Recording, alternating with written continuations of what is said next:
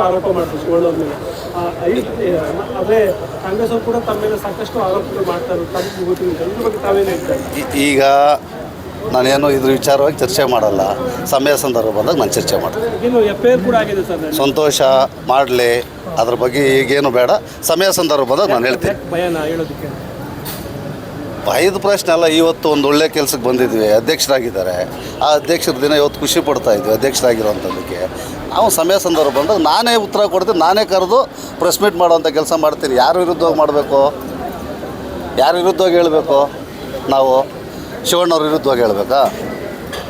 ಮತ್ತು ನಿಮ್ಮ ಮೇಲೆ ಸಾಕಷ್ಟು ಆರೋಪಗಳು ಮಾಡ್ತಾರೆ. ಯಾವುದು ಸತ್ಯ ಇಲ್ಲ, ಎಲ್ಲ ಸುಳ್ಳು. ಚರ್ಚೆಗೆ ನಾವು ಸಿದ್ಧ ಇದ್ದೀರಿ, ದಾಖಲಾತಿ ಎತ್ಕೊಂಡು ಬರೀ ಶ್ರೀನಿವಾಸ ಅಂತ ಹೇಳ್ತಾರೆ. ಯಾರು? ಮದ್ದೂರಪ್ಪನವ್ರು ಇರ್ಬೋದು, ಇರ್ಬೋದು. ನಾನು ಅವ್ರ ವಿಚಾರ ಪ್ರಸ್ತಾಪನೆ ಮಾಡಿಲ್ವೇ.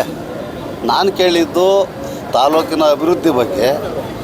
ಮತದಾರರು ಮತವನ್ನು ನೀಡಿದ್ದಾರೆ, ಅವ್ರ ಯೋಗಕ್ಷೇಮದ ಬಗ್ಗೆ, ರಸ್ತೆ ಅಭಿವೃದ್ಧಿ ಬಗ್ಗೆ ನಾನು ಶಾಸಕರನ್ನು ಪ್ರಶ್ನೆ ಮಾಡಿದ್ದು ಸತ್ಯ.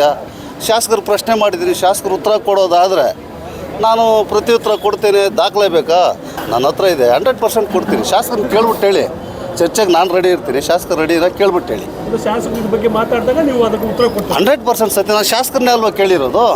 ನಾನು ವಿರೋಧ ಪಕ್ಷದ ನಾಯಕನಾಗಿ ಯಾರನ್ನ ಕೇಳಬೇಕು? ಯಾರನ್ನ ಕೇಳಬೇಕು ಹೇಳಿ? ಈ ಕ್ಷೇತ್ರದ ಶಾಸಕರನ್ನ ಕೇಳಿದ್ದೀನಿ. ನಾನು ಗೌರವಯುತವಾಗಿ ಅವ್ರ ಗೌರವ ಕೊಟ್ಟು, ರಸ್ತೆ ಹಾಳಾಗಿದೆ ದಯವಿಟ್ಟು ಸರಿ ಮಾಡಿಕೊಡಿ ಅಂತ ಕೇಳಿದ್ದೀನಿ. ಭ್ರಷ್ಟಾಚಾರದ ವಿಚಾರ ಮಾತಾಡಿದ್ದೀನಿ, ಹಲವಾರು ವಿಷಯಗಳು ಚರ್ಚೆ ಮಾಡಿದ್ದೀನಿ. ನಾನು ಉತ್ತರ ಕೊಡ್ತೀನಿ. ಶಾಸಕರಿಗೆ ಕೇಳಲಿ, ಉತ್ತರ ಕೊಡಲಿ, ನಂತರದಲ್ಲಿ ನಾನು ಉತ್ತರ ಕೊಡ್ತೀನಿ.